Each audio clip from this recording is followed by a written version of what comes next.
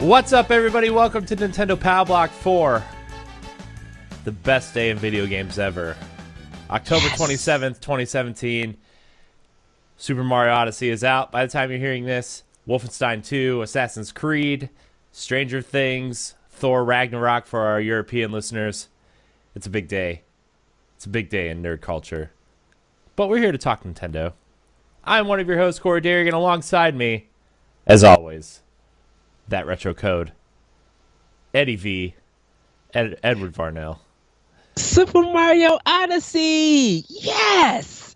Oh, and also, welcome every 3DS owners and Switch owners. If you just got your Super Mario Odyssey Switch, congratulations to you guys.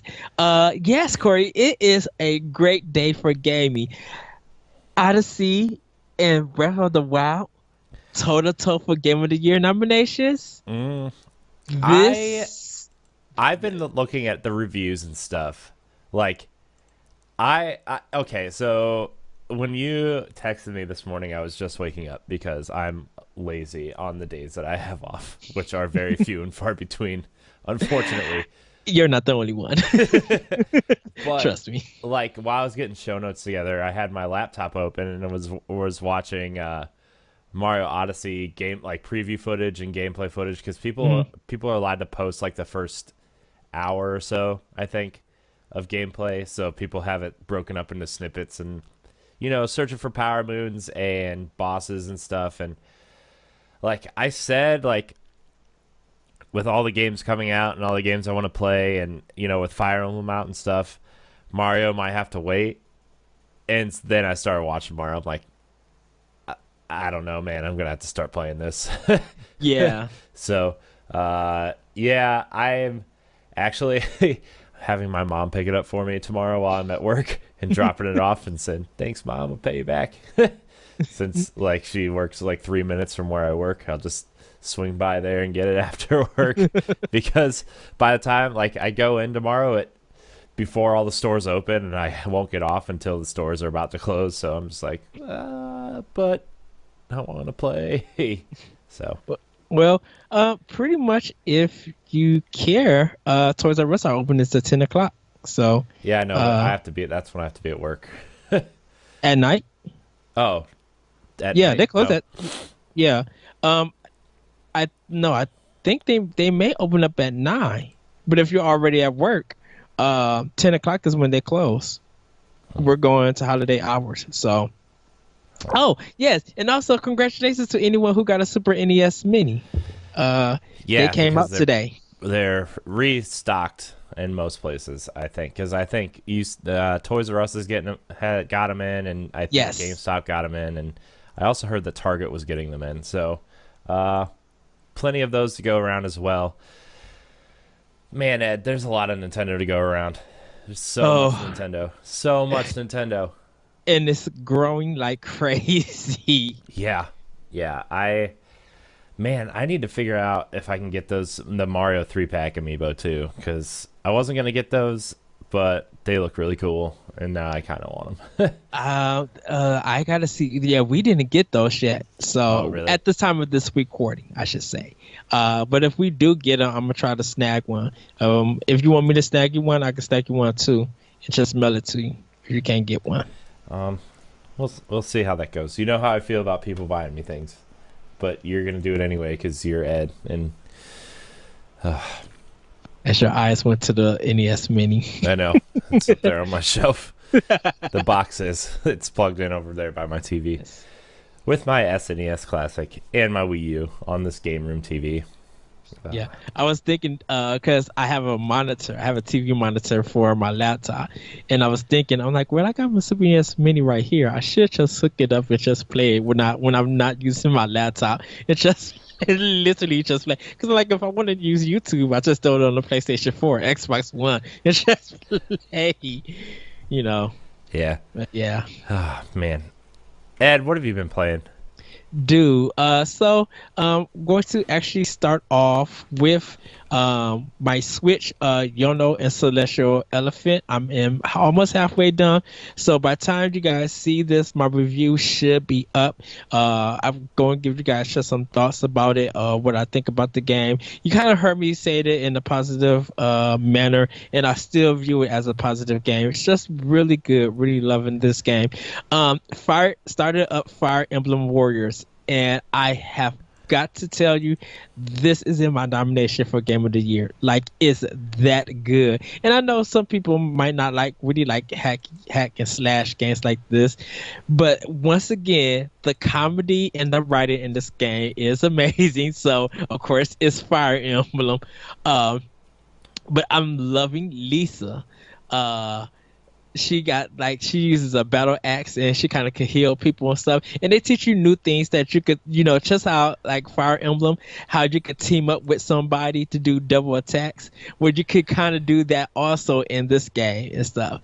The story kind of with Hyrule Warrior almost in the beginning, but it might like change later and stuff. But I've been encountering some of the other characters from the different games and stuff. And I literally laugh. One of the characters is from Radiant Dawn. I believe that's what it is, from one of the Fire Emblems. And he said, "This is my name, but don't worry, because my original story is a mess." I fell out laughing. I was just like, oh, Nintendo knows. Yeah, Nintendo knows.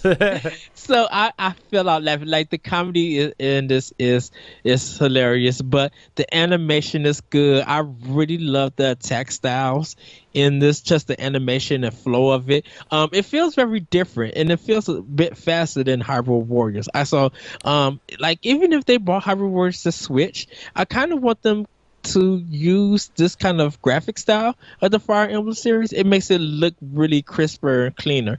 I really like the art style of Fire Emblem Warriors. It's got this really clean, like, it's not really cel shaded, but it looks more 3D anime than it does like what Hyrule Warriors was. Which, don't get me wrong, Hyrule Warriors look great and everything. Like, I like that art style too, but that looked more traditional Zelda art style, where Fire Emblem looks more kind of anime style, kind of just really pretty, really crisp actually, and like kind of almost cel shaded, but not really. I mean, it's got that same kind of look that cel shading does, but it's not quite cel shading. I don't really know how to describe it, but it looks really good. It's really clean. I am really enjoying Hyrule Warriors. Yes. So been playing that. Fire Emblem Warriors. Wow. Fire Emblem. You know what I meant. Yes. I bought the Evil Within digital bundle on PS4. That thing, hopefully it finished downloading. It took 6 hours to download for the game itself. Wow. And then, like, because the digital bundle is the game with all its decent DLC. So it's everything together for its Halloween sale that's going on, which you guys should really check out. Even though this is the Pow Block, all 3 consoles got some great holiday sales for Halloween. So do check it out. Switch got some good ones. There's like 2 of them that I'm planning on getting. That holiday sale in our show notes today. Yes. It's the Nintendo Halloween sale. We'll go over it, though, in a little bit. But there are a lot of great games on sale. Even if it's only like 10 or 20% off, it's like still a really, really good deal. Yeah, because Jesse got DMC for like $4 on Xbox One. Yeah, last year, or like in April, I got DMC for like $7. So, well, this is funny. It's $4 on Xbox One, but it's like $12 on PSN. I'm like, yeah. So, but yeah, so that was downloaded for Xbox One. Didn't really get to play anything because there was an update for it, I believe. And just when I was about to play, something on it, I just lost the mood. So I didn't play Halo 5. I didn't play Gears. I didn't play Turing Test. Haven't even popped it back there in Stardew Valley yet. But later on, I will be picking up some games because I want to look at their sales on Xbox. Want to pick some games up for that. So, but that's pretty much what I've been doing. And Dragon Quest 8 on 3DS. Nice. Still working through that Dragon Quest, huh? Yes. Like I said, I already beat the game, but I like going back through it. I like a good RPG. Right. Yeah. Oh man, Ed, I've been playing so much. I played so much just yesterday alone. But this week I played a lot of Switch. I played a lot of NBA 2K on Switch. I'm working through a Dynasty mode. I started a new Dynasty mode because I like playing as like the regular teams, but I also like to do fantasy draft and just be like, okay, there's no consequences, like, because I always play as the Cavs because I'm from Akron and Cleveland's like 40 minutes from me, and it's the team I grew up liking and everything. Like, I'm not just a bandwagon fan. I love the Cavs when they were bad in the 90s and early 2000s. So Yes. shut up, YouTube commenters.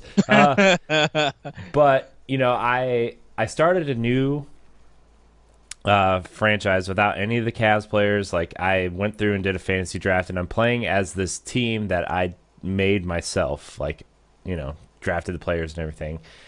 And man, dude, so many people I know have gotten NBA 2K on Switch instead of just so they could play it portably. Really? Yeah, like my friend Brian, who like hates Nintendo with a passion and bought a Switch, is playing NBA 2K on Switch instead of PS4. Like, yeah, like he is the first person to rip Nintendo a new one because of the games and everything. Like the only reason why they bought a Wii U is so his girlfriend could play Yoshi's Woolly World, Kirby and the Rainbow Curse, and like Mario. Like, that's the only reason they bought a Wii U was for that. Wow. And he bought one expecting Zelda to come, and so he bought a Switch with Zelda. And like, he started buying all these games for Switch, and he actually like really loves the Switch. It's like this really crazy turnaround from someone who hasn't owned a Nintendo console. I mean, they owned a Wii and a Wii U, but like him personally hasn't owned a Nintendo console since Nintendo 64, to turn around and buy a Switch and like playing it more than anything besides Destiny. Like, man, it's crazy, like the way people are shifting their views on Nintendo with the Switch. And like, I was talking to Matt on the line the other day, and he wants FIFA for Switch really bad, and like Moose is online. He's like, I just asked my wife if I could get a Switch.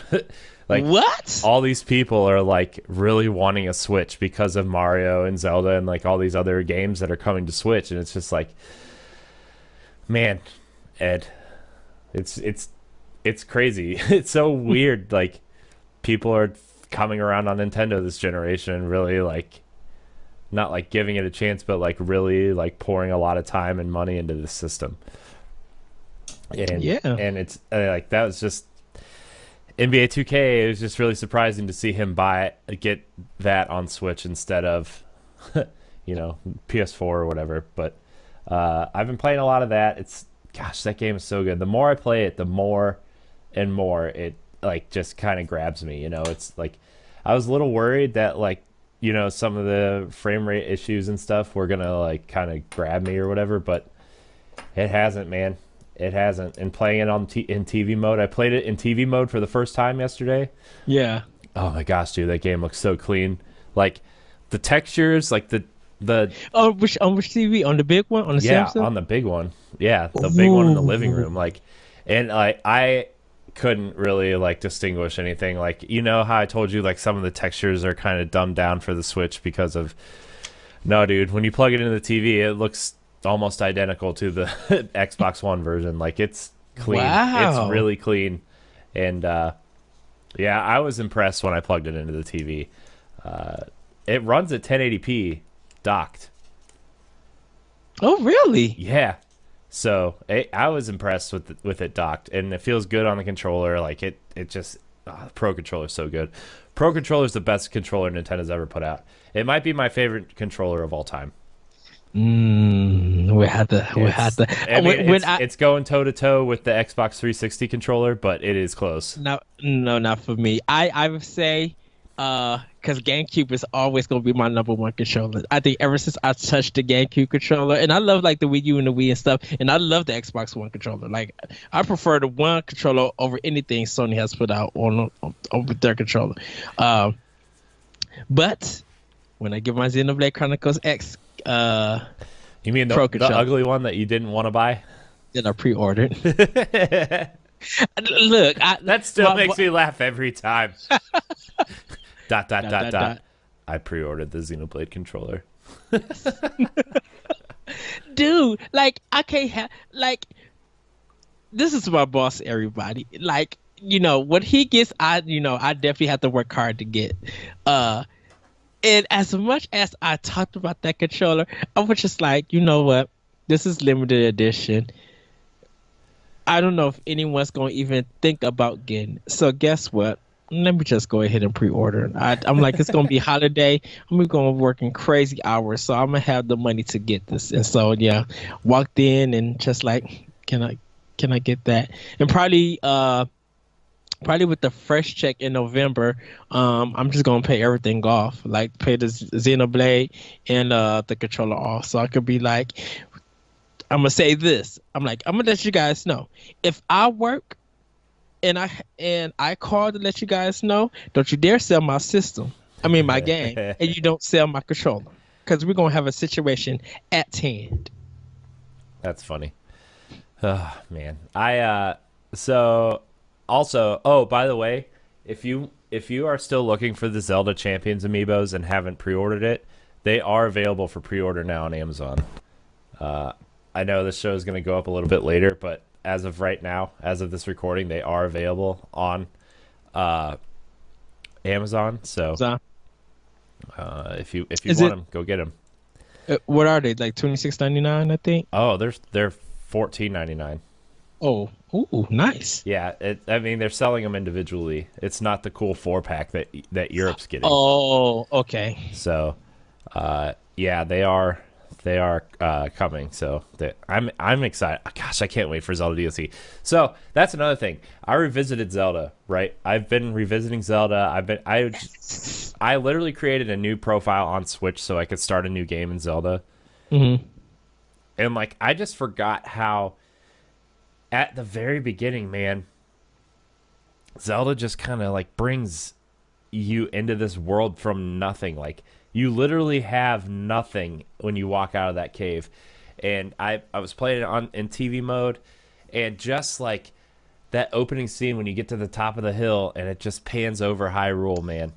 I think that's one of the most beautiful moments of 2017. Yeah. Just like, dang it. It's so like, oh, it's so good. And like, if you're following me on Twitter, I'm trying to post more pictures from my Switch onto Twitter. So, oh, my wife's here. Hi, wife.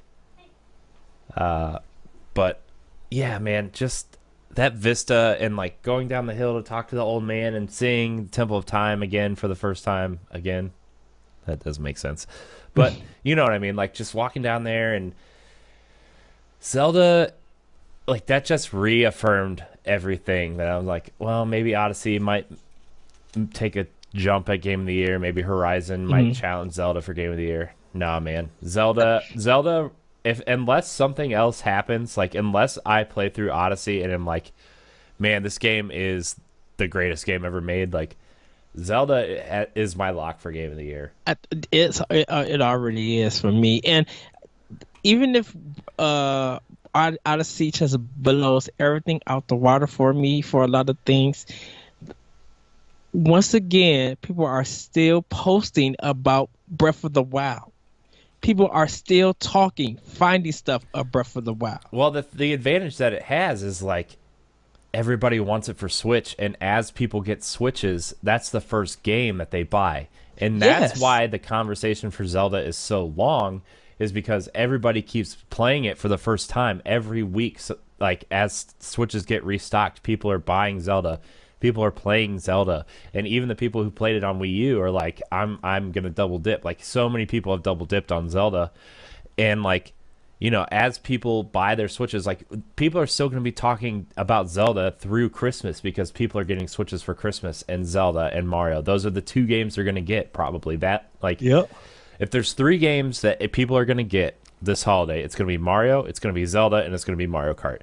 But like, You might as well add. You literally might as well add FIFA and 2K and 2K Yeah. because those games also sell. But if they stock them good for Switch, people are going to buy that for Switch. Yeah, and it's just like, it's so crazy. It's so crazy the advantage Nintendo has over Horizon, because like, yeah, Horizon's been out, but like the difference between Horizon and Zelda is Nintendo's had the momentum going with Switch in that Zelda keeps getting purchased every week, whereas you know, Yes. Horizon had its like month to 6 weeks in the limelight because, you know, it's the new game for PlayStation.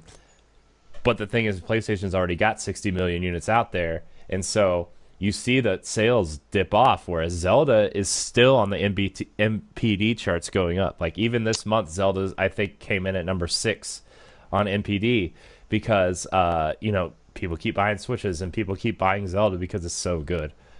Yes. So Zelda is definitely a lock for Game of the Year. And then I played some Splatoon. I updated it because I wanted to see what the new weapons and maps were like. And I know there's a new update coming tomorrow. Well, today, if you're listening to this, there's a new update for the weekend. And you know, I love Splatoon. I don't know, man. I can't get into it like I did the first one. Like it's still really good. It's really solid. Like I played 4 or 5 matches yesterday, and it's Ooh, still nice. really fun to play. I don't know, man. That's what I should get for the buy two get one. But like it excludes Switch games. Dang it! I know. Target, come on, you're killing me, man. But I could get it cheaper at work. I would have bought in like 5 or 6 Switch games if you would have just given me that in there, you know? Like, Once again, let the church say amen. can I get an amen? Nah. Amen. Anyways, but like after Splatoon, I played Arms, man. Arms is so good. Arms is, I don't know why not a lot of people are talking about Arms, man. Like I know a lot of people aren't into fighting games, and that's fine. But this is like a different type of fighting game, and it is so much fun to switch up the like the slat, like the hands, the arms, I guess. But like it's so much fun to mix and match and kind of go in and just it's so good. The stage design is really cool. Like, you know, Ribbon Girl's stage is, since she's like a pop singer, like the stage kind of raises like an equalizer as the music plays, so you're kind of jumping around and dodging the floor as it raises up to the music. And like some of the, gosh, it's so good. It's just, and all around Springman stage is like this giant rubber band that you can bounce off of like a trampoline. And it's just, the stage design is really clever. The character designs are amazing. Like it's so good. I wish more people were talking about Arms. Yeah. Arms And just the free content that is constantly dropping. I loaded it up and updated it, and I have 3 new characters now, like just from the last time I played, and it's just like, man, well, 2, I guess. Like Max Brass is like this really heavy hitter, but he's really slow, and Lola Pop is like, she kind of reminds me of Ribbon Girl, so he's really fast and can get punches off quick, and like I've been trying to play through his different characters, but Ribbon Girl's the best. Ooh, excuse me. So, like, I don't know. Arms is really good. And then on Xbox, I've been playing a lot of Gears of War. Played a lot of Gears of War this week. Yeah, I need to pop it in and continue. I want to finish it on hardcore. I've been trying to unlock the Halloween stuff. And some of the stuff is, like, really cool that they, like, the skins for the weapons or, like, the jack-o'-lantern helmet that you can get. Or, you know, it's just, there's a lot of cool stuff, man. It's cool. And then Destiny, obviously, so the thing about Destiny is like my raid team has all gotten to the point where we're like high enough level with the characters we want to use that it's just like we'll get together to raid once a week and kind of like do that stuff, but until new content drops, it's like it's time. It's time to hang it up for a while. You know, it's my Warlock's 305, my Titan's 305. Like my Warlock needs the raid gear. Like I need the boots still from the raid, but like I can only do that, you know, once a week. So that's the only raid thing I need. My Hunter is a 302. I still need a Celestial Nighthawk, but like I don't play my Hunter enough to even care. You know, I've actually been thinking about deleting my Hunter and making another Titan so I can get the double drops for my Titan. But I love the Hunter.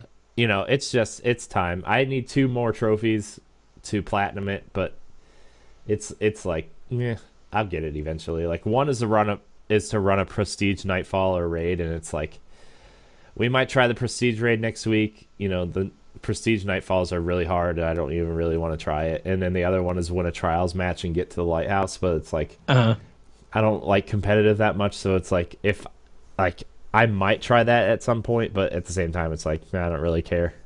I don't really care about trophies anyway, you know. It's just like meh, whatever.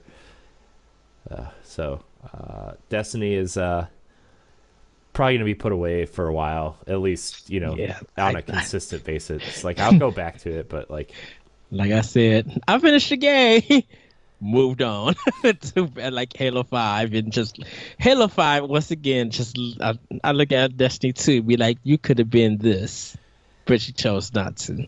It's stay in the box.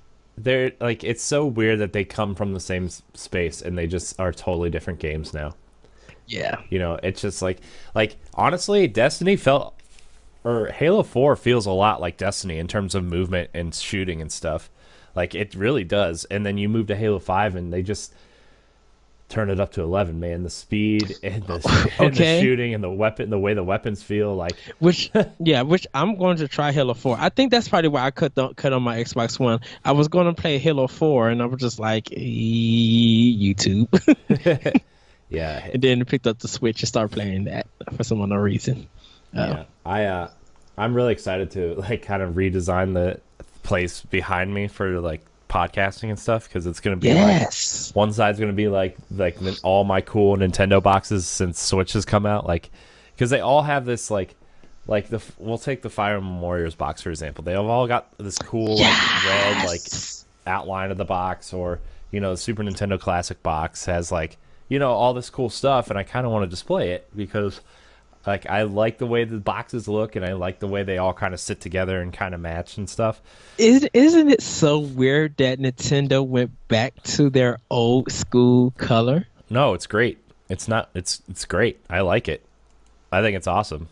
And I think it's. I love it too. I think it's cool. It's like, you know, Super Nintendo still had the red and black, but you know the system was purple, and then 64 was something like else. Red was a prominent color, but they also had the 3DN, which had red, blue, and green and yellow on it. So like, red wasn't as forced in your face like all the other things, and then they kind of got away with that with GameCube and went purple, and Wii and Wii U were kind of had that apple white kind of thing to it. So.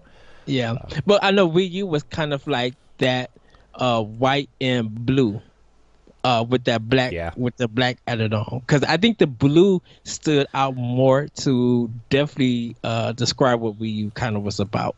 And now to see Switch coming back to being red and white and somehow following back into their old traditional like colors, like I love that. You know, Sony is, you know, down there predominantly blue. Xbox has always been green, so they stuck with their green, different shades of it, but they stuck with that in that territory.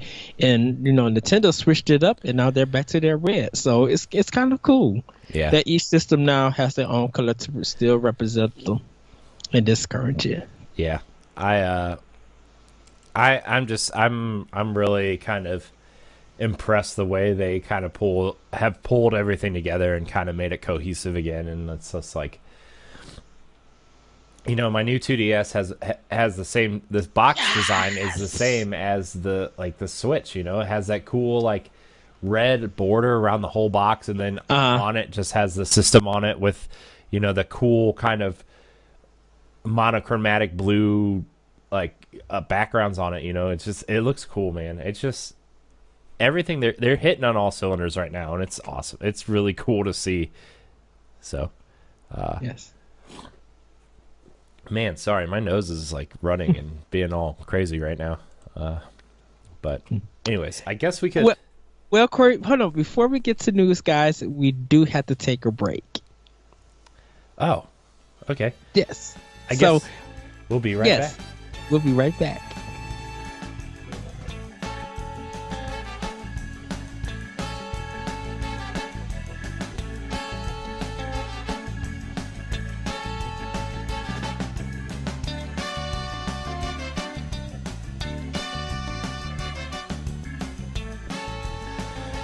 And we're back.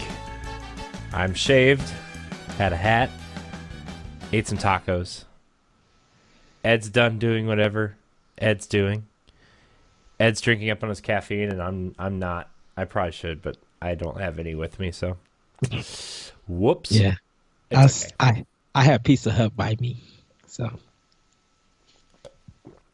water, nature's nectar, as they say. Before you have to go to the bathroom. Oh, nope. I already went. We are good to go. I'm talking about when in the next 5 minutes after drinking your water. Oh. You're like, yeah, I gotta go. No, I'm gonna hold it. Dude, I ate tacos. I'm good. Good to go. Yes. Let's go. Let's get into these news bits. How do you feel about that? Yes. Let's do it. All right. So our first piece of news, Animal Crossing Pocket Camp will arrive on mobile in late November. This is the Animal Crossing mobile game that we kind of hinted at we would talk about the last time, but the direct was the day after we recorded. So as promised, Nintendo has lifted the lid on its Animal Crossing mobile title. Whoops. No. Hold on. Technical difficulties with my phone, started playing a video, and I didn't want it to come through on the thing. It did it. But I do have notes for it. So I did watch the direct that happened for it. Okay, then you take it away. You tell us about this Animal Crossing game. Okay, so Animal Crossing Pocket Camp is going to be coming in late November of this year, and you pretty much have a camp space. You don't really have a building or anything, and what you're supposed to do is make a nice campsite for people to come and visit. In the game, you will be able to craft furniture, and of course, you'll still be able to get fruit and use that as currency, to exchange and stuff. That's still in the game. You can place a crafting order, so you will meet up with Cyrus. He'll take your order and he'll craft something to give it to you. Now, there is times that he could craft like a pool or a spa or something like that, but it would take a while to do it, and it shows you how many hours it would take, so everything is in real time. But you can, get Cyrus to work a little bit harder if you give him some leaf tickets. We'll get into that a little bit later. This game also introduces a friendship level. So when you meet other people from Animal Crossing and you continue to do quests for them, you'll be able to become their friend and you'll go up in a friendship level. So it's kind of a little bit RPG-ish right there. You can meet their favorites and come visit their site. So you'll be able to go to their towns and everything.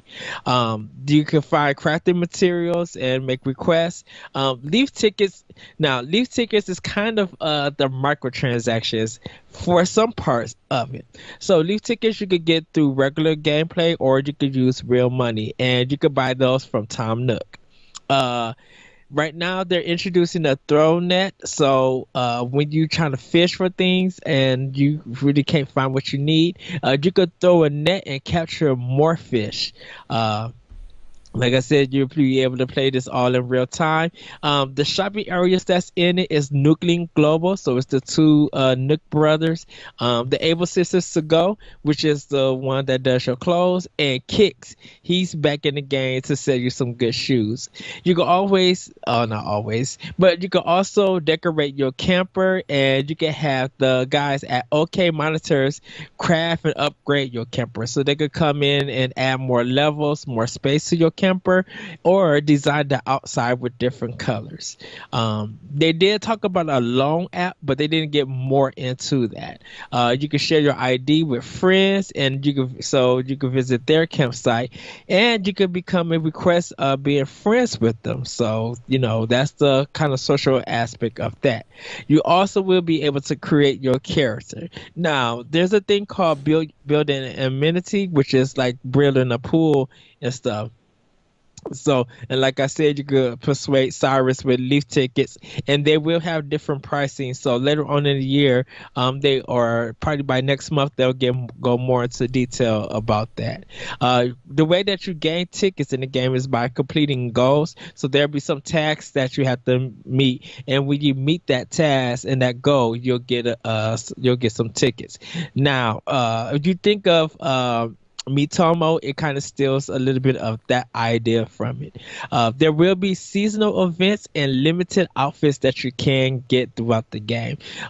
There is no price point yet, but it will be out for your iPhone, your iPad, and for Android. So just look out for that when Nintendo release a date, and if they'll release a price that they're going to be charging for this. But that was the Animal Crossing Pocket Camp. You guys can watch the direct. It's only 15 minutes. It is live on YouTube if you guys want to check it out. Yeah. Animal Crossing. Probably the best choice for a mobile game. Yeah. In my opinion. Out of all of Nintendo's IP. Well, I mean, Fire Emblem worked really well too. So. Well, shoot, the Fire Emblem is still working. They making buku, but still from that game. I know. So. And everybody, this is the third Nintendo product or IP that is on smartphones. So, well, Ed, you know what I enjoy besides good Nintendo mobile games? What? Good eShop sales.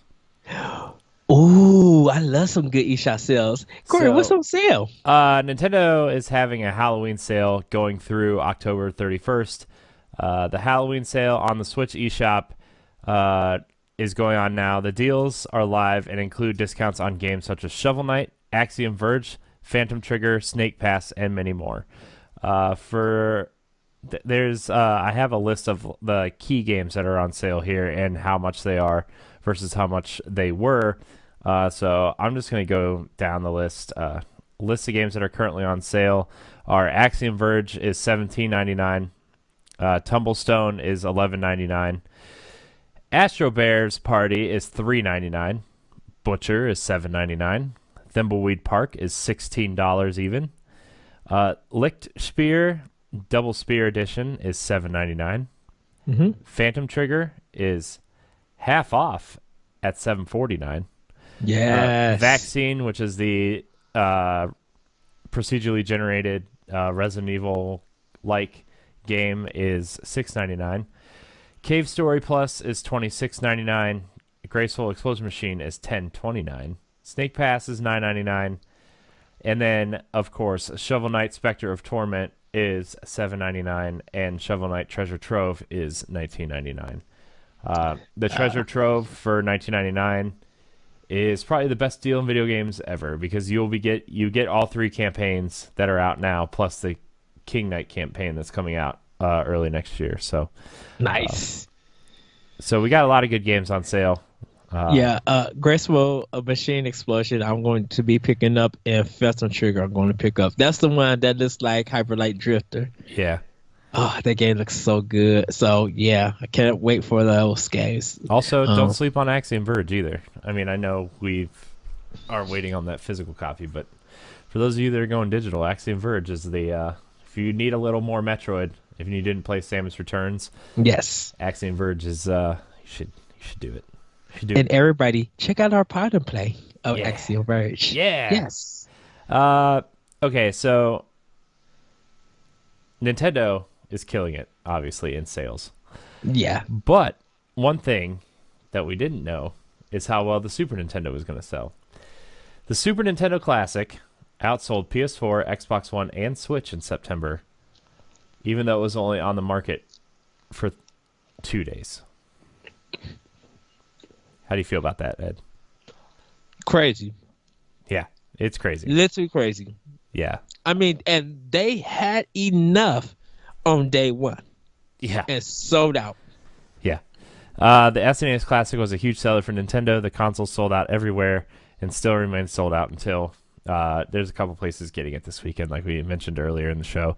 SNES Classic did indeed do very well. It was the best-selling console last month in North America, outselling Xbox One, PS4, and Switch. It's just an icing on the cake for Nintendo, as the Switch is already the second best-selling console in September. So, yeah, good news. It's a good little console. I'm really glad that I have one and that we got them together and that I get to play all those awesome games and that it has 2 controllers in the box. Yeah, Super Nintendo's awesome. So yes, so please check out our unboxing and our pod and play. Yeah. Ed, there's more great praise for the Switch. This coming from Gears of War creator and Lawbreakers creator Cliffy B. Cliff Bleszinski had some great things to say about Nintendo Switch in a recent interview. He praised the console as a, quote, brilliant concept. Though he couldn't commit seeing the release of his new game, Lawbreakers, on Switch, he did go on to say how it could work on Nintendo's portable console. Quote, it's a fine console, the Switch. The entire concept of it is just brilliant. Nintendo really knocked it out of the park with this one, he told GameSpot. However, he wasn't sure about bringing his new game Lawbreakers to the Switch. He wondered what the game would look like on the new console. Quote, if we were to do the game on Switch, would it be like a Rocket Arena, a 1v1 with nearby people or something like that? I don't know. But if we were to do it, we'd want to switch up the game in a fun and interesting way that would make itself work with the portability aspect of the console. Lawbreakers is a 5v5 arena shooter that was released earlier this year through his new studio, Boss Key. The game has not done well so far. Player numbers have been disappointing, to say the least. Yeah, actually, me and Jesse was talking about it, and we were just like, you would have had better sales and like better traffic if the game did come on Switch. I'm like, because you're putting a game where Overwatch is on, and people were just like, oh, okay, I'll give your game a try, but it's not going to get me off Overwatch. Yeah. Yeah, I mean, Overwatch is such a beast of a game. I mean, it still has so many concurrent players. It's still selling every month. Yes. Like, that game is really a solid hero shooter, and to the point where, like, I don't know how anybody could ever compete with it. I don't know how games could compete with it. I was telling you how Nintendo has ARMS, and how I feel like that ARMS is Nintendo's Overwatch, from the simple fact of, like, it has a lot of cool characters, and they're getting those comics, and they're getting some other things added to the game that flesh out the characters, which is really cool. Yeah. But like something like Lawbreakers, I don't like. Once they even announced it, I don't even know if it would have had a chance. I feel like, based on how indie games are selling on Switch, not that Lawbreakers is like quote unquote indie, but like we're reading these stories how Oceanhorn and some of these other indies are selling more on Switch than they are on other consoles combined. Yes. And I honestly think that Lawbreakers fills a hole that the Switch doesn't have yet, which is a competitive first-person shooter. And I think that Lawbreakers may have done better on Switch than the other consoles, just for the simple fact that the Switch doesn't have Overwatch. Right, because that one shooter with the mask with the body parts, when you shoot them up, you take it, and they I cannot think of the name. I know they're going big on it, or for Switch. Like, that's going to be kind of, or it's supposed to be like the big. Are you talking about Payday? No, not Payday. It was that indie game, the Skeleton Bones one, and it's blue and red. It's an indie game. I'm gonna look this up. Mortem's something like that. I can't think of it. Morphe's Law? Morphe's Law, yeah. Sorry about that, everybody. Um, Ed's got I too mean, much pizza in his system. yes. I mean, they're treating that as Nintendo's Overwatch. So if the game plays good, people are enjoying it, and there's great free content that's coming, and it just does something that Lawbreakers could have did if it came to Switch exclusively. Um, it would probably show Cliffy B that, hey, you shouldn't have put this game on a system where, a major arena shooter like Overwatch, which is big, is on. You don't want to put something that's going to be competitive, because if you do, people will give it a try. But you know how deep Overwatch is. Just look at social media. Just look at the sale numbers. Um, Uh-huh. no, you sometimes gotta go to a place where no one is biased. Like, no one is doing what you're doing. Yeah. And like you said, Switch doesn't have that. So I think if Lawbreakers would have came to Switch, I think it probably would have sold 1 million. Well, I mean, no, And Lawbreakers isn't even on Xbox One yet either. it's only on PS4. Yeah, it's only on PS4 and Steam. So, I mean, like, I don't know if that's hurting it at all either. It only being on PS4 and Steam, because PS4 has like, the marketing they have. If they don't have a first-person shooter, Sony first party, like, they haven't had a Killzone in a while, or whatever, Resistance, I guess. But they have so much marketing behind Destiny and Battlefront and Battlefield and Call of Duty. Like, they have the marketing corner behind all that, and obviously Overwatch is its own animal, doesn't need the marketing push from any other company. So, like, Right. it's already competing with so much, whereas Xbox, that's why I think PUBG is going to do so well for Xbox, because, like, that audience knows the competitive shooter space. That audience is craving a competitive shooter outside of Call of Duty, and Lawbreakers, kind of fits that area as well. So I think only releasing it on 2 platforms instead of 4 or 5 was kind of a mistake, but Well, he probably put it on PS4 because he thought, since it has a bigger base, yeah. sales base, that it will actually do numbers. And of course, Steam, with that, that's a big fan base also.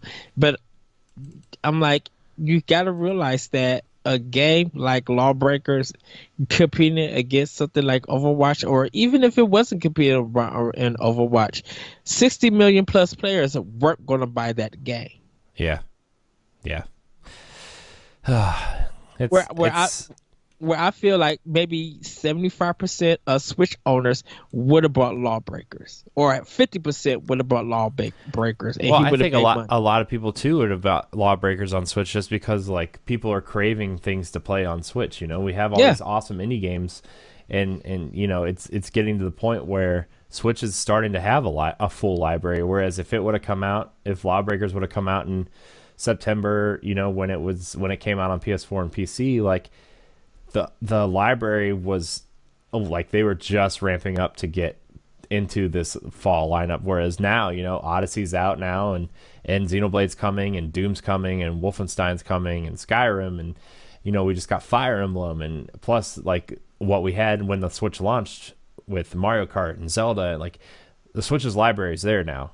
So Yeah. I mean, I think if they would have come out in September on Switch, because by then everybody knew the Switch was a hit, and so Right. you sell let's see, it sold 2 million in North America, the Switch, so far. Yes. Like, if a quarter of those people bought it, that's 500,000 or 500,000, I guess. Like, if a quarter or an eighth of the people bought that, that's 250,000 to 500,000 copies you could have sold to people who are craving content on a console, before they get into the thick of things. And that's better than the concurrent numbers of 30, I think they reported last week. 30 concurrents. 30,000. Yeah. No, 30. Not 30,000. 30 30 people. Ooh. 30 people. So that was later in the article that I read. Let me see if I can find it. And see, Lawbreakers could have complemented Pokemon Tournament DX. Yeah. Literally, because it would have been like, hey, we got this indie game, but in case if you guys don't get Pokemon or you're not into fighters, bam, we got this game for all you hardcore for a weekend that you guys could play with your friends. So when more Switches come available, more people could end up picking the game, and that way they'll be able to update, patch, and tweak the game if they need to. Yeah. Okay, so here's the numbers. It says the game has not done well so far. Player numbers have been disappointing to say the least. This month, the game is averaging a paltry 30 players on average on Steam. Yeah, you heard that right, 30. By comparison, Counter-Strike averages 250,000 daily players. Yeah, because everybody's playing PUBG. Yeah. So, I mean, it looks like Lawbreakers could, not that the Switch could benefit now from Lawbreakers, but Lawbreakers could benefit from being on the Switch. Yes. But anyways, let's get into our next story. I'm really excited about this story, Ed. The latest Nintendo Switch update 4.0.0 secretly added support for GameCube controllers. Now, there was a story later today that 4.0.1 has kind of disrupted that.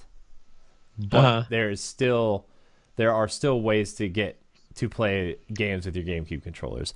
In order to use the GameCube controller, you will need the Wii U GameCube adapter, which connects through the USB hub. So you'll need to have that to use GameCube controllers, and they don't have ZL functionality. Yeah. So sometimes it depends on what games you're playing. Like Mario Kart works fine. I found a GameCube controller in my hub and I tested it out. But more complex games aren't going to have that. So, but it's cool. That makes me hope for, maybe they found a way for Virtual Console for GameCube. The first thing everybody said was Smash. I know. My first thing was GameCube Virtual Console, and then that means Smash is coming in within a year.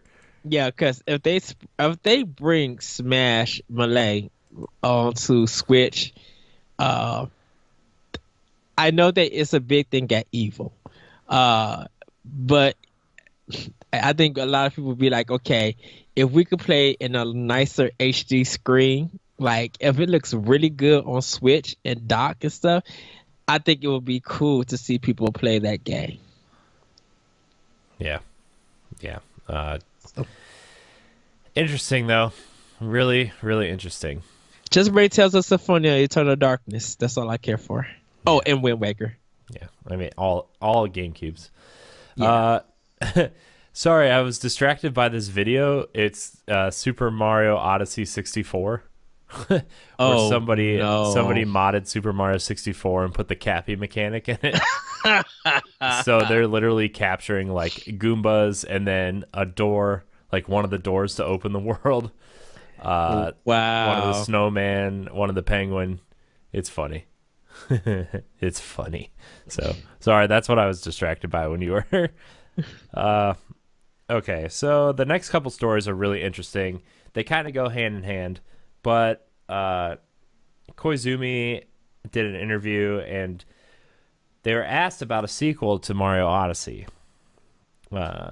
And he says that we could potentially see a sequel on the Switch, depending on how well the legs run on the Switch. So here's the article at Nintendo Life. Super Mario games are a highlight of any Nintendo console cycle, with titles like Super Mario 3D World, my favorite 3D Mario game outside of Mario 64, thank you. Mario Galaxy and Mario Sunshine provide players with hours of enjoyment over the last 2 decades. However, as years have progressed and development commitments have lengthened, we're typically seeing single mainline 3D Mario game per console, with the exception of Wii, which got Super Mario Galaxy 2.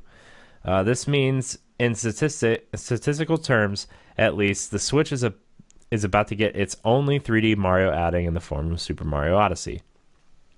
However, Nintendo's Yoshiaki Kazumi doesn't think this is a hard and fast rule, which has to be adhered to. I'm obviously considering lots of things for the future in terms of Mario Odyssey and whether there will be a sequel. The first game hasn't even come out yet, so it's very tough to say at this stage whether there would be a sequel or not. I'm first and foremost just hoping that Super Mario Odyssey is a success. Really, he's hoping that it's going to be a success. Those Japanese, they're humble people. Yes. And secondly, yeah, with Nintendo Switch life cycle again and very early, and who knows how things will turn out. As you say, in the past, maybe there's only been one title per hardware generation on average, but I wouldn't say that that's a hard and fast rule that we would have to adhere to. We are always looking to the future, and we are hoping for success for Mario Odyssey and the Switch. So, do you think we'll see another 3D Mario adventure on the Switch? Blah, blah, blah. Comment below. Yeah. So, I think if we get another 3D Mario game on the Switch, it's going to be 3D World 2. Like, I think that we could possibly get that and New Super Mario Brothers U. Or New Super Mario Brothers Switch, I guess it would be. But, I mean, I think we'll get a 3D World 2 before we get another game like Odyssey. Because Odyssey just seems to be so big, so vast. And it's why, like, we only get one per system. And, like, the reason why we got Galaxy 2 is because it used all the same assets as Mario Galaxy 1. And, like, the Wii was so popular that they had to get it out before the Wii started dying down. Right. I think we will probably get Galaxy 3, if not 3. I think they'll probably return to Odyssey 2. I kind of like that. I would love for them to go back to Sunshine. I think Sunshine deserves an up-res version, or it deserves a sequel. Like, they could do something with it. And if they do a sequel to 3D World, I don't know what they will call it. I guess 3D World 2. If they do that, I need about 6 new powers. And how would they give me 6 new powers in 3D? Penguin suit. Oh yes. Yes. Oh, please bring the frog back from Super Mario Brothers 3. I love that. What about the boot? Oh wait, we got a boot in 3D yes. World, No. What?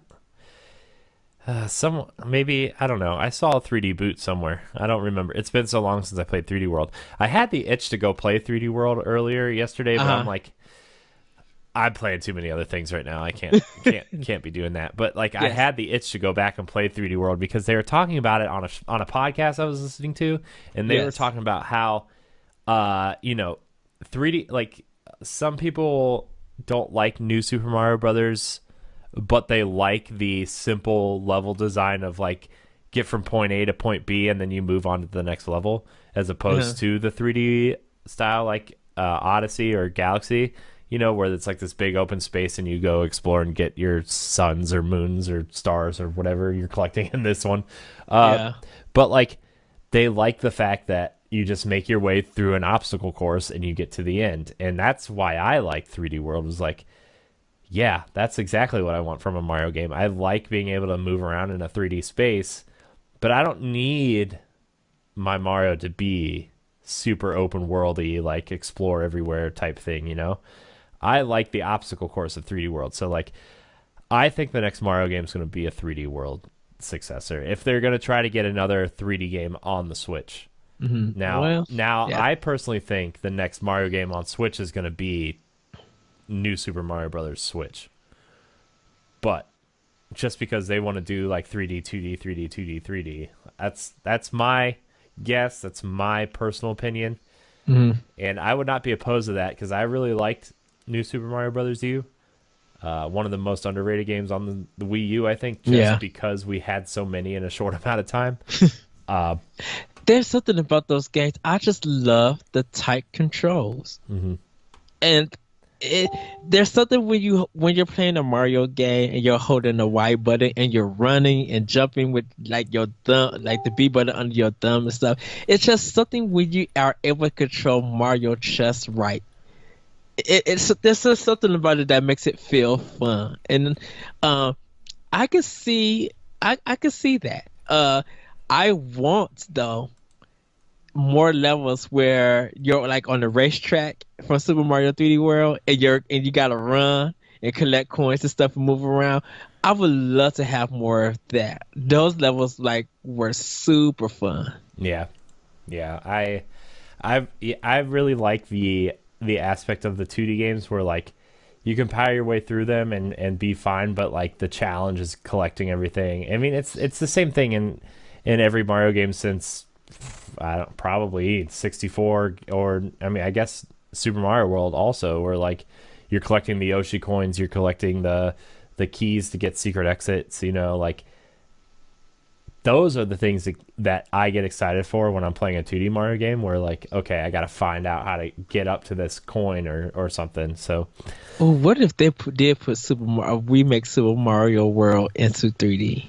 well, funny you should ask, Ed, because the other part of that interview, or not that interview, but a similar interview with Miyamoto, talks about bringing back, quote, old and classic art styles to Mario and exploring new art styles.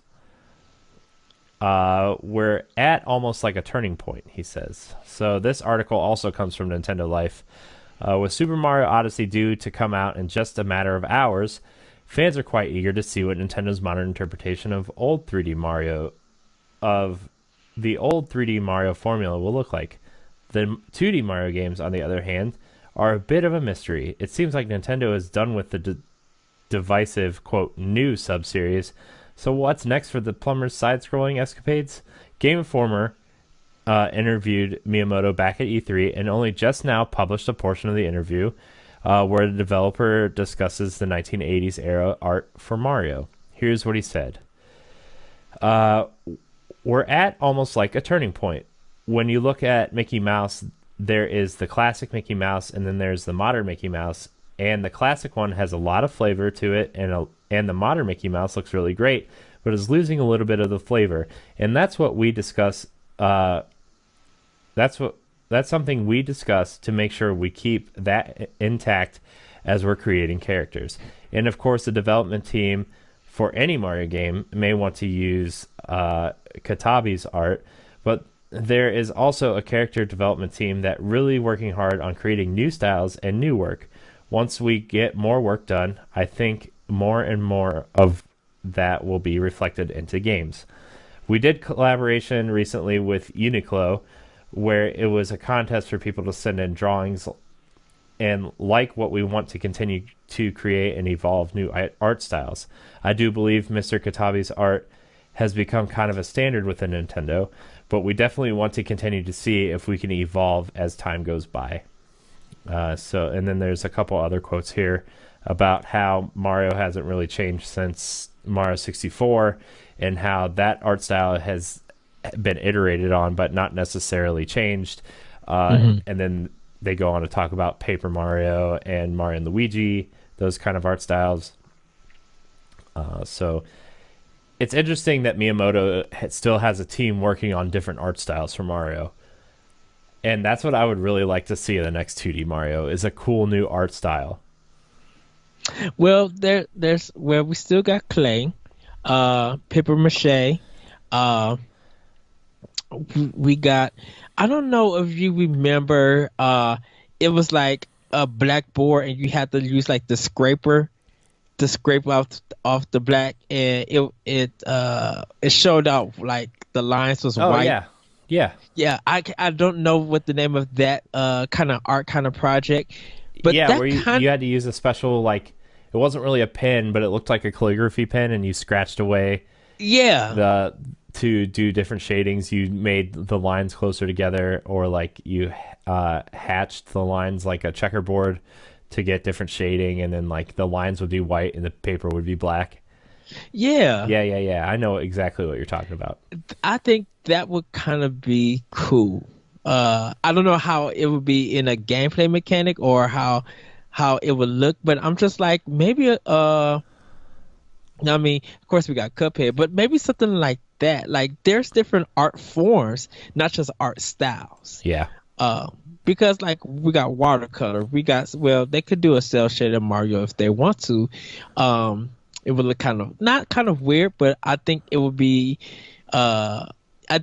cool, but I think it would be more comedic, like the Paper Mario games. Yeah. Yeah, it's interesting because like they do all these cool experiments with like Kirby's Epic Yarn and Yoshi's Woolly World, and now like the new Yoshi looks like it's made out of like torn cardboard and construction paper. And then we saw Kirby and the Rainbow Curse. They take these really cool ideas and put them in their kind of, I don't want to say lesser franchises, but like not some of their franchises that are not Mario. Yes. And I think they took a big step in showing that they're willing to do that with their top tier with Zelda, with Breath of the Wild, because that art style is going to be timeless. That art style is going to last forever. Right. And not that Mario Odyssey looks fantastic. I like that Mario a lot, but I would like to see maybe a watercolor Mario, or like something that Donkey Kong Country Returns did really well was the silhouette stuff that was really popular. I would love to see Mario in the Okami style on the Yuki art. Like, I think that would kind of be like really give him a Japanese art style. Yeah. Yeah, even if they went with the different art styles that they already have, like what if they made a 2D Mario game all Paper Mario? Like, what if they made 2D Paper Mario and it was just like New Super Mario Brothers, but it was Paper Mario art style? Or the Mario and Luigi, the Mario Luigi games, like those games kind of have this weird 2D, 3D feel to them. But what if you use like the art style that's on the cover of those games and matched it to a 2D? You know what I'm saying? Like, yes, I really like that might be my favorite art style, like modern Mario art style, is the Mario and Luigi cover art stuff, and it has that kind of watercolor like coloring, but has the really dark black outlines that look really make it kind of stand out and pop. That's kind of the art style that I would really like to see moving forward with Mario. It would be something I would definitely want to see on Switch. It would be like, okay, do that art style, and I think everybody from an art perspective, like artists and stuff, would just be like, that's very cool on how they was able to capture that and make it move very fluid. Mm-hmm. Of course it's a Mario game, so I'd be like, I want that day one. I want it now. Oh yeah, but there's a ton of different art styles I could choose from, but I miss the days where like, we went from Mario 1, which was very kind of basic and sprite based. Yeah, and we moved to Mario 2, which had this cool art style, and then you moved to Mario 3, which had this really distinct art style, and then you moved the complete opposite direction of like the black overalls and the red shirt and everything has this like black outline because it's the NES, to Super Mario World, and then which has a very distinct art style, and then you move from Super Mario World to Yoshi's Island, which has the Crayola coloring books art style, which is really amazing. And then once they kind of started losing their touch when they, like, don't get me wrong, Mario 64 and Mario Sunshine are both amazing games, but that's when we started seeing Mario kind of take on this, I don't want to call it generic, but like, what do you call it? Like a true to form Mario, where like this is distinctly what Mario looks like in all the marketing and all the boxes, like this is what Mario looks like, as opposed to they were kind of like experimenting.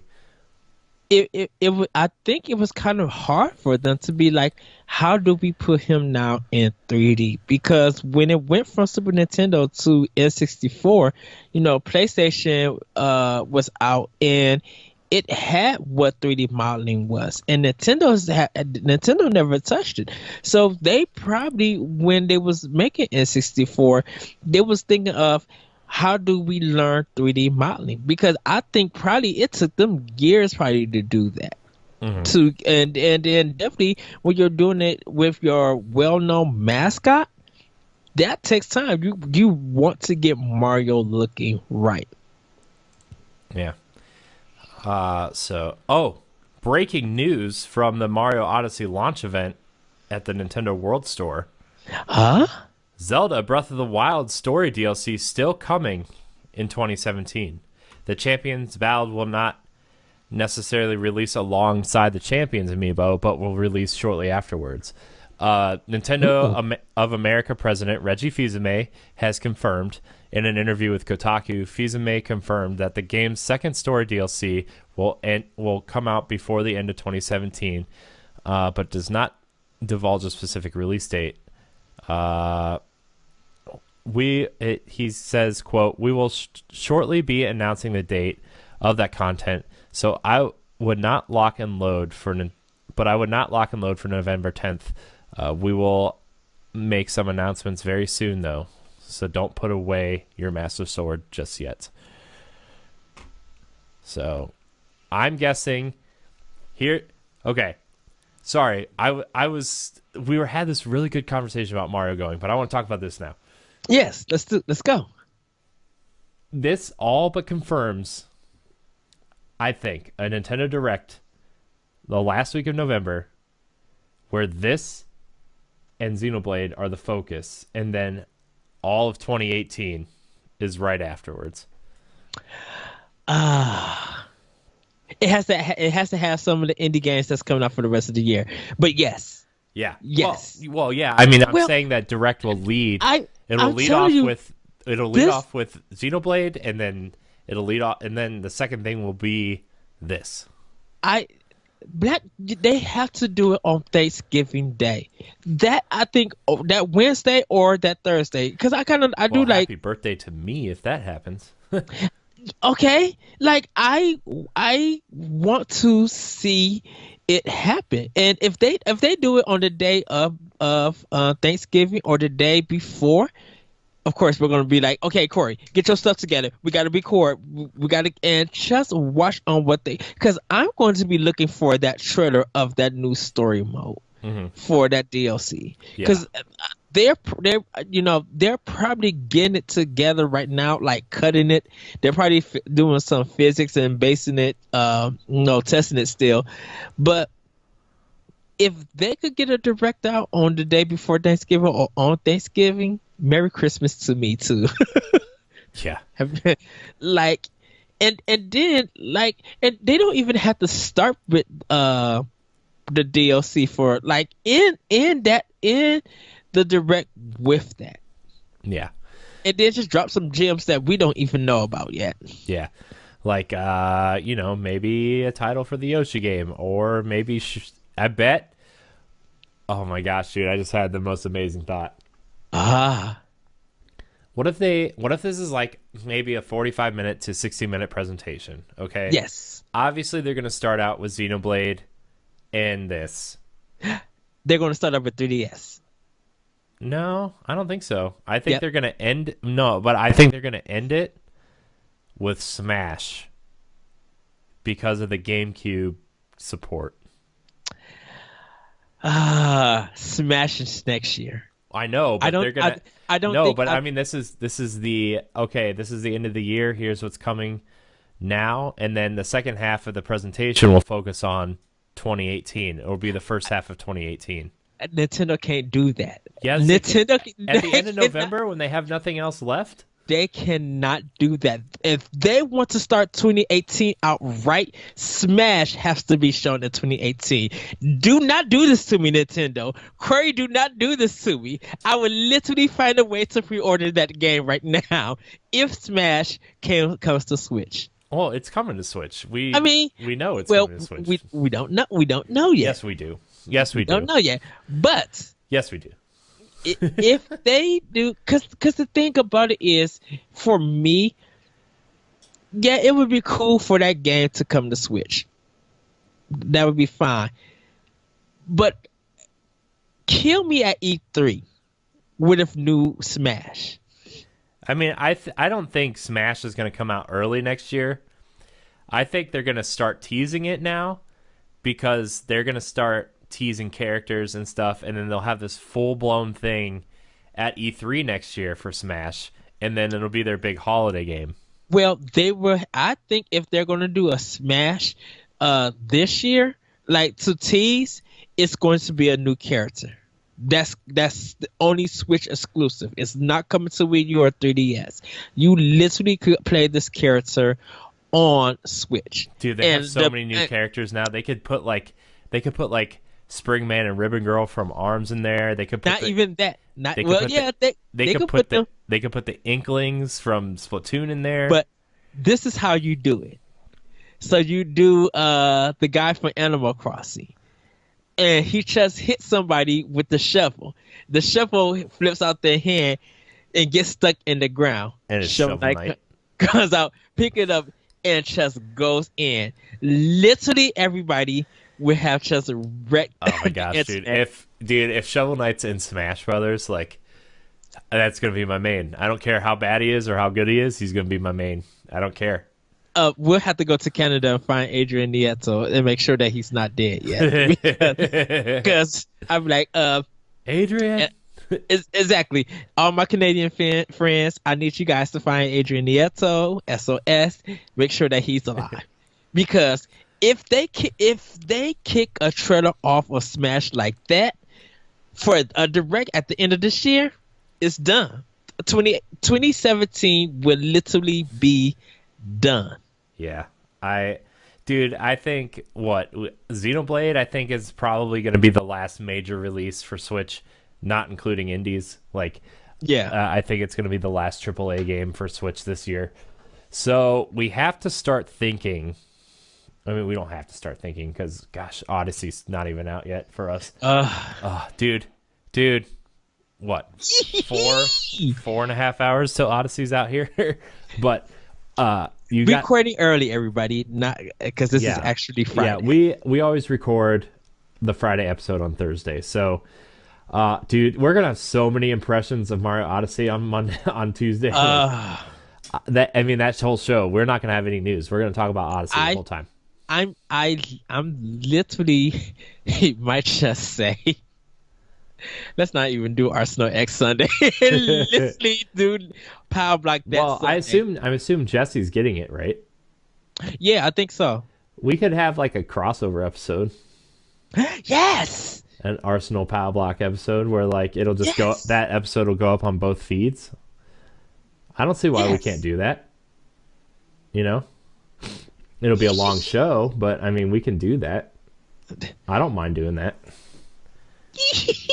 Yes. Right? Jesse said he was getting it this weekend, right? I think so, yeah. Okay. Well, we'll talk to him. We'll hit him up with him. We'll let him know that episode. We'll, like, right when it starts. Oh, by the way, you better play Odyssey because we're talking about it. Right. But that's something I've actually been thinking about. I'll talk to you off air about it. But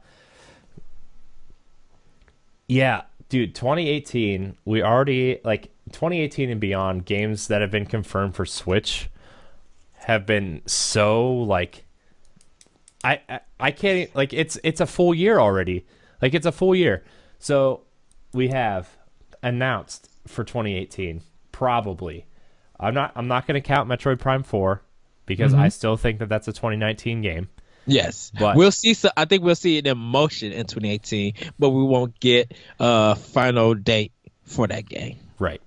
I bet there's going to be a sweet trailer at E3 next year, though. They have to. That Metroid Prime 4 does not belong in the Nintendo Direct until E3. Yeah. Like, oh yeah, no. I would not show anything for it until E3. I think the first Direct should definitely belong to retro games. I think, like, that's another thing is I think retro games is going to get a big, like, their own Direct. I think they won't get it until next fall or close to when their game is coming out because everybody's looking forward to it. I think if it's a new IP, like if it's Donkey Kong or something. No, it's a new IP. Yeah, that's what I'm saying. Like if it's a new IP, they need to start talking about it so people know what it is.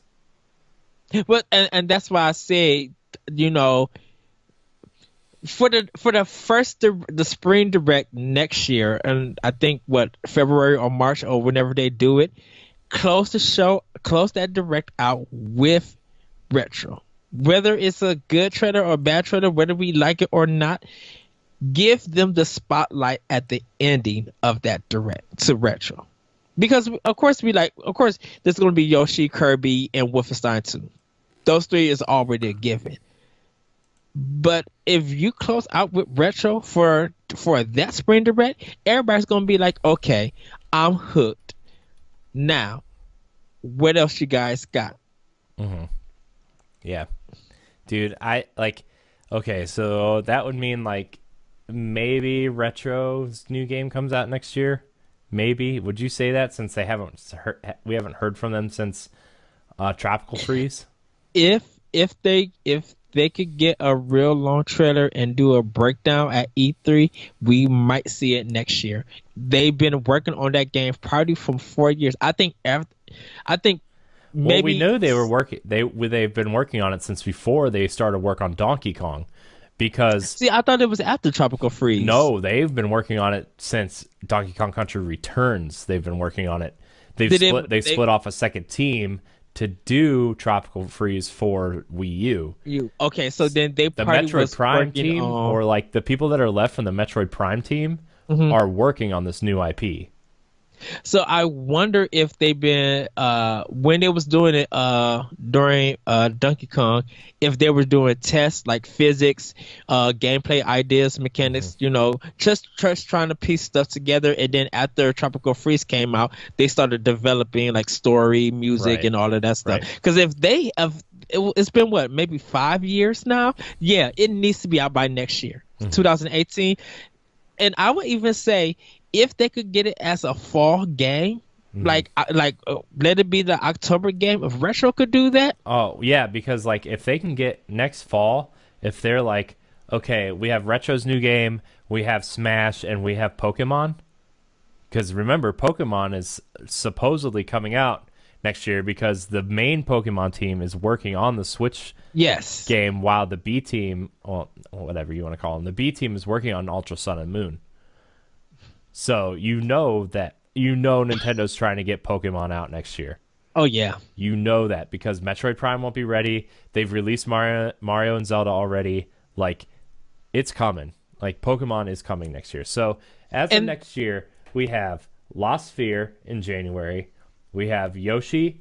We have Kirby Star Allies. We have Wolfenstein 2 from Bethesda. We have Pokemon. And we have... What was the other one? There was one other one. Fire Emblem.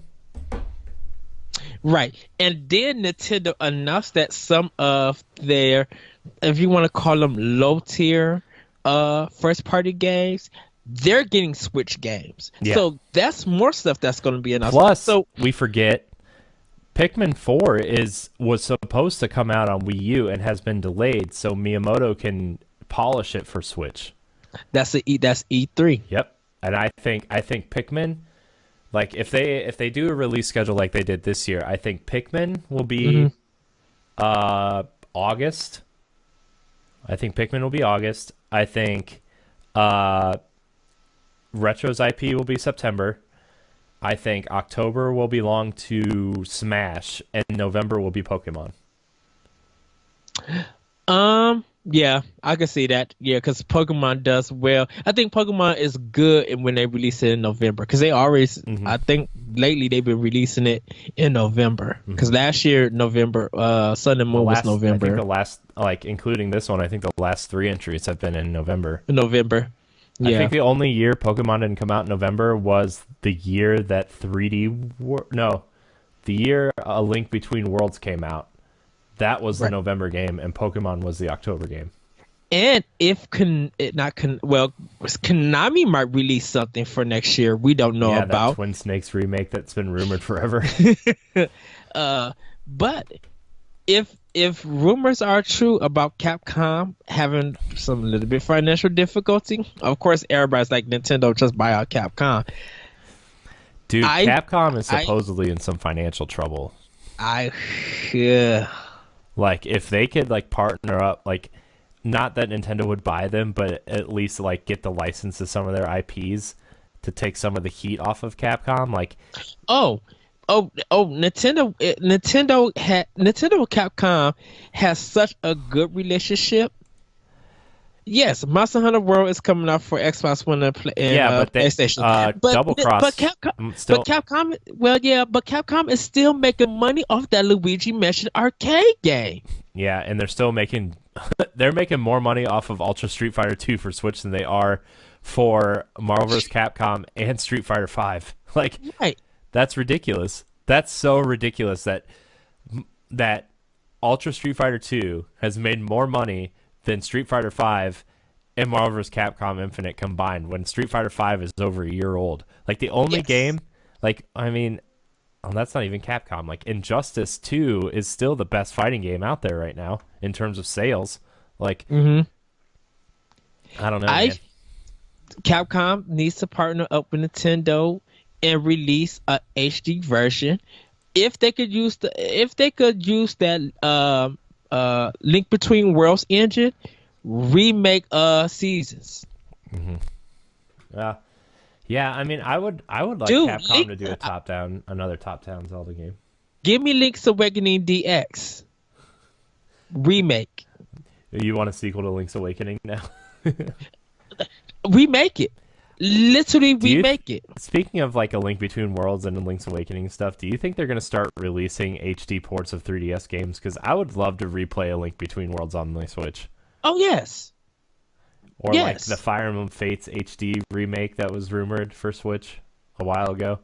If Nintendo wants more money, they will release it because, of course, that's capturing more of those who play those games back in the day. But to have something like that on a bigger screen on Switch, yeah, on the go, heck yeah.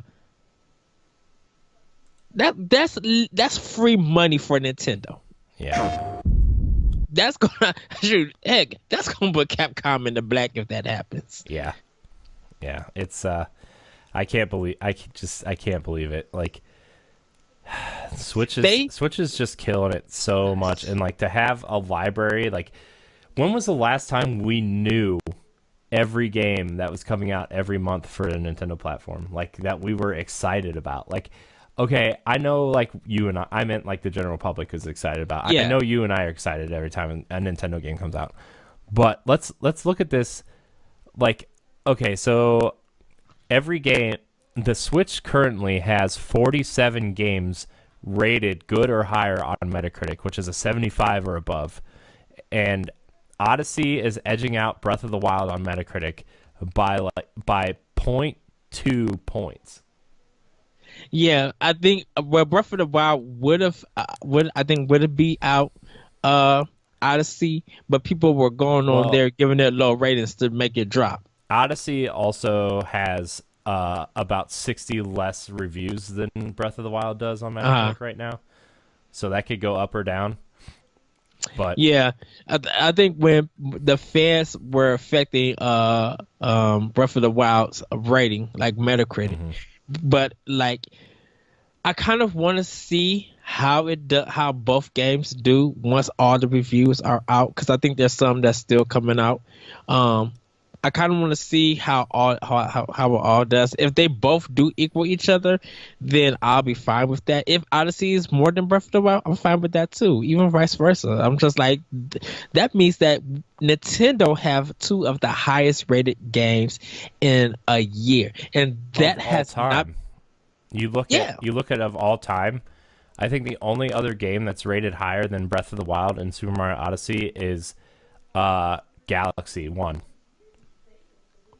on Metacritic. That's literally the only game in terms of games released by score of all time. Mario Galaxy is 1, Odyssey is 2, and Breath of the Wild is 3, and they're all sitting at 97s. You have to go into like the complete scores of like 0.97 point whatever, but okay. But yeah, it's to get two games like that in a year. I know, dude. Nintendo could potentially have 3 like Game of the Year discussion games and 2 real contenders. Like, yes, Xenoblade still has to come out, and Xenoblade is not going to be a bad game. from everything, this could be like the best RPG to come out in years, which is exactly what they said about Xenoblade Chronicles 1. It was the best JRPG to come out since Final Fantasy 7, were a lot of the reviews. Right. And people poured 300 plus hours in that game.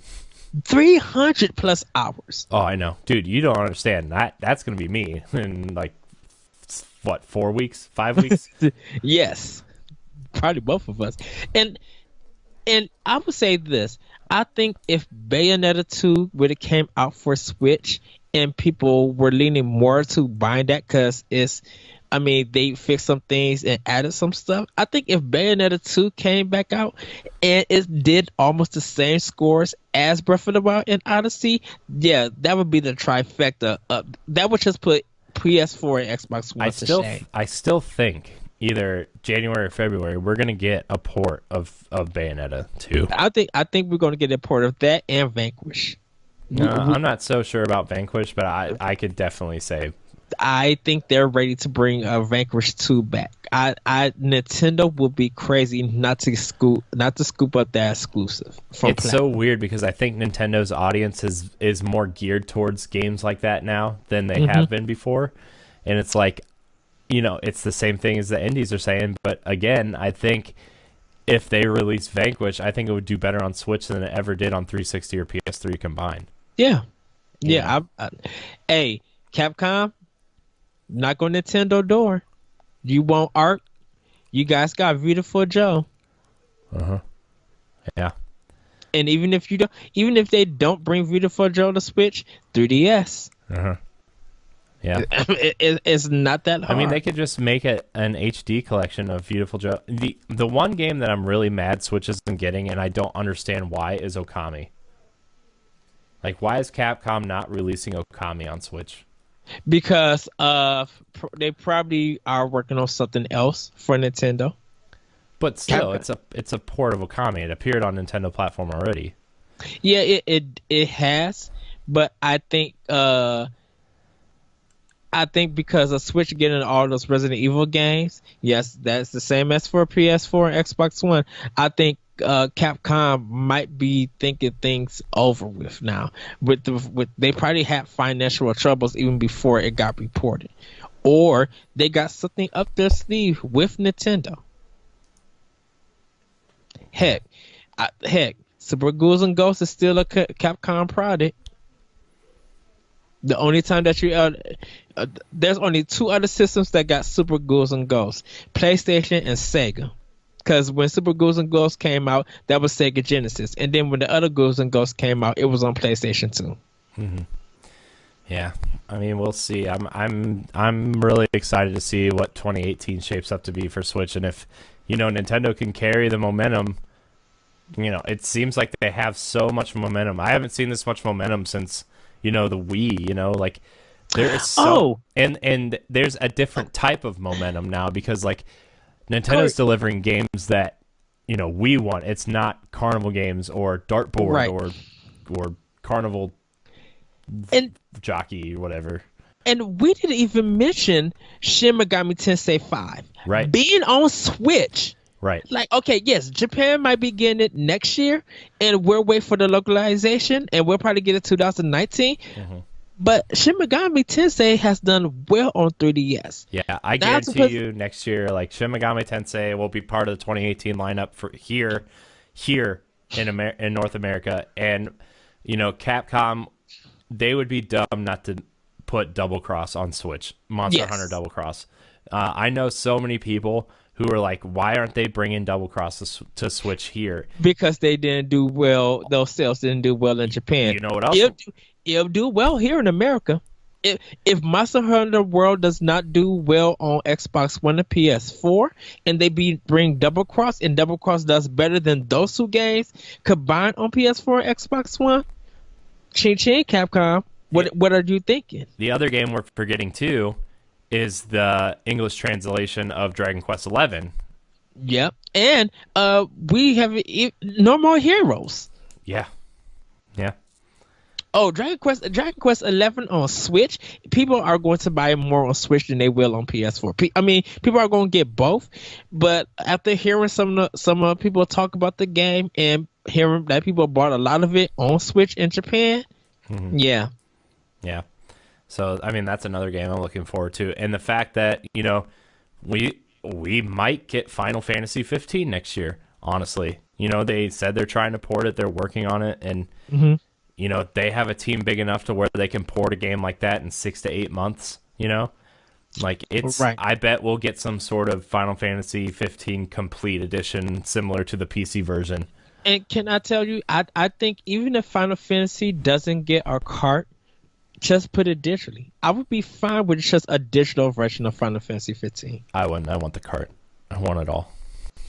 I think the game is too big for it to do that. Oh, I think no. Well, no. The game on PS4, without the DLC and stuff, mind you, but the game on PS4 is only about 40 gigs on PS4, and Doom. Remember, Doom was like 60 or 70 on PS4 and Xbox One, and the single player campaign can fit on a single Switch cart. I wonder if they introduce the 64 gigabyte cartridges of Nintendo like offers that, because they only do up to 32, I think. No, they offer 64. A lot of people are just choosing the 32s because it's cheaper for them to say, hey, download the second half of this game. It's why NBA 2K requires a memory card. Okay, part of the reason. Because I would pay $70 for a Switch game if they put it on the 64. I would pay that extra 10. I'm paying extra 10 for indie games to show them that I want more indie games on physical. I'm going to pay that extra $10 on, or even 15. Make it $64.99 or $74.99 if you need to. I would pay that extra money to get that game like Final Fantasy. If you're giving us the complete edition on Switch. Yes. Like that, the gold edition was $90. So like, if you want to charge us $75 or $80 for a complete edition with all the DLC and that multiplayer stuff, like, I'll pay it. Like, I mean, the game will be 2 years old at that point. You're basically getting the DLC for free anyway. Like, right. I would pay an extra $15 for that, $20 for all the DLC. I mean, we did it anyway on PS4 and Xbox One. Why not do it again for Switch? Because the Switch is going to be an RPG machine. That's another game that's coming out next year is Octopath Traveler. Yes. Totally forgot. I don't know how I forgot, but I already forgot. And I think that is going to make Square Enix buku money. Like, if they could deliver on that game, yeah. Yeah. Yeah. A 35+ hour RPG like Project Octopath, wherever the final name may be. It's going to be longer than that, dude. Oh, of course. 8 different characters. That's going to be a 100+ RPG for sure. And I think what Square Enix is probably blown away about the reception that it got from people, and like people are still talking about it and saying that they're playing the demo. So that's good. Yeah. So I'm really excited for all these Switch games. I'm really excited for 2018. I'm really excited to get my hands on Odyssey tomorrow. Like I don't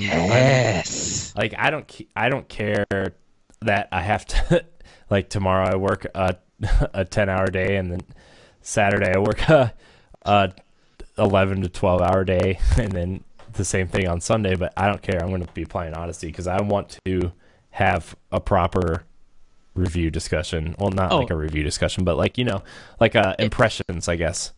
Everybody's gonna laugh at me at work because when I buy my games, I'm literally skipping out the store.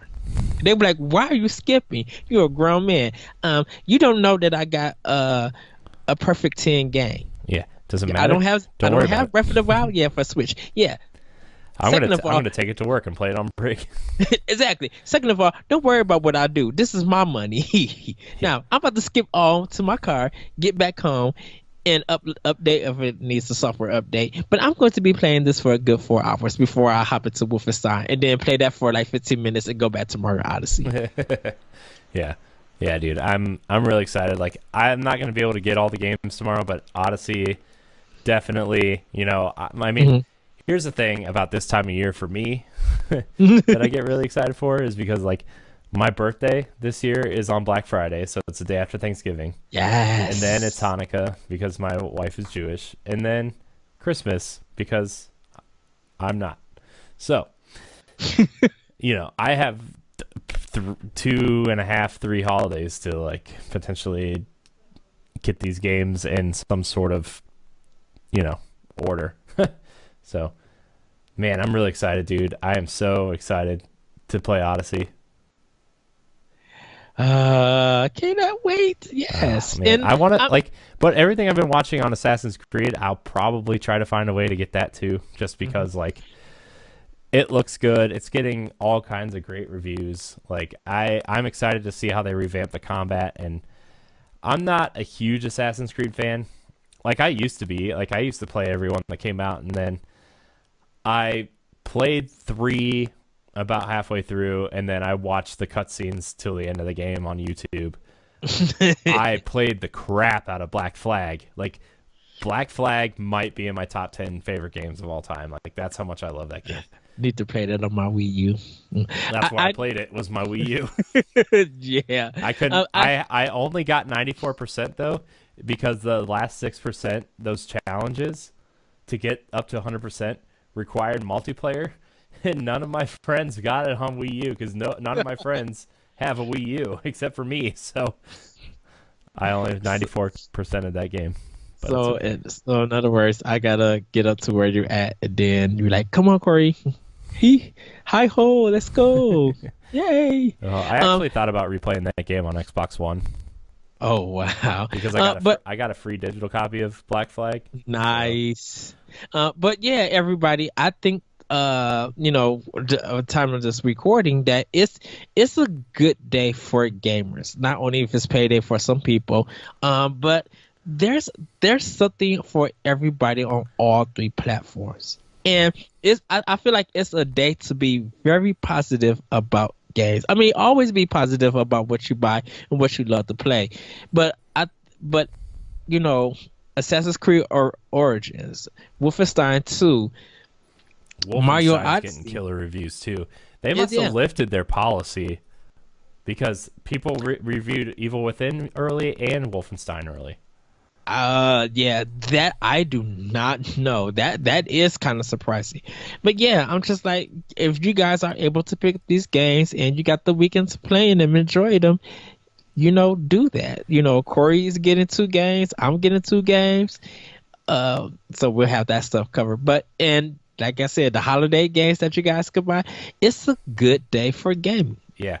Also, for next week's episode, email us at nintendopowblock@gmail.com your questions about Mario Odyssey, what your impressions are, what you like, maybe what you want changed. Like we're gonna have a big blowout episode about Odyssey. Yes. Come next week. So email us. We're gonna answer a bunch of questions too.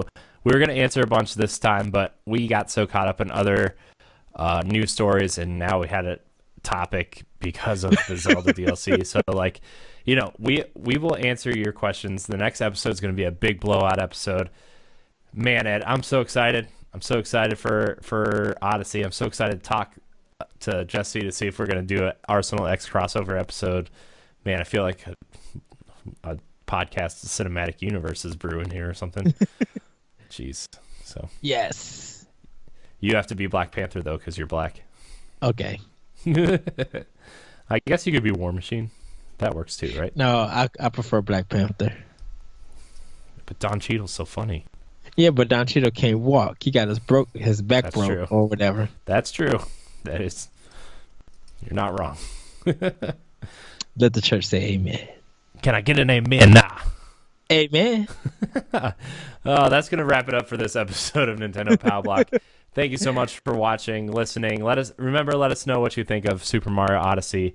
Let us know about your Switch experience this year in general has been, what your excitement is for the Switch, because I know a lot of our friends within this kind of indie podcast community, as Lee Navarro once said, the IndieCast community, as he once called it. we have a lot of friends that do podcasts, and a lot of them are not super high on Nintendo until the Switch came out. And I know Tim Nestor from Fathers of the Grind is super high on Switch. I know, Todd has kind of wavered back and forth, but it is ready for Mario Odyssey. We have a bunch of friends that have kind of switched sides on Nintendo, if you will, like really positive, really enjoying their Switches. So let us know what you think of Switch in general this year and what games you got, how excited you are, and we'll read your comments on the air because, it's all about celebrating Nintendo. So yes, and if you guys are planning to get a Switch, let us know what games you are looking interesting, and also let us know what your Nintendo Direct for the rest of this year or next year would look like. Yeah, I want to hear what you guys think. Yeah, so remember to join our Facebook group, facebook.com/group/Nintendo Pow Block. That group is growing little by little every week, so we're excited for that. Look for our comment threads. We're going to post the episode every time it posts in there, so you'll know when and where you can get it. Remember to email the show, like I said, nintendopowblock@gmail.com. Ed, where can we find you? You guys can find me on Twitter at ThatRetroCode, and you can check out my podcast, Optional Opinion, on SoundCloud, iTunes, Google Play. Like I said on last episode, I am sorry for the delay of the new season starting, but you guys can hear it now. It is available. It is ready to go. I'm actually talking about modern video game business, like microtransactions, loot boxes, even pre-order demos. So you guys will be able to check that out on SoundCloud. Nice. You can find me at CorinHD on Instagram and Twitch, CorinUHD on Twitter. Make sure you look for my awesome Nintendo Switch screenshots that I'll be taking. Yes. You can find me on NGR Radio, on Arsenal X, on World 1-1, on a variety of shows. So you can find me all there. Join the NGR community, join the Arsenal X community, join all of our communities. It's a good time. We love it.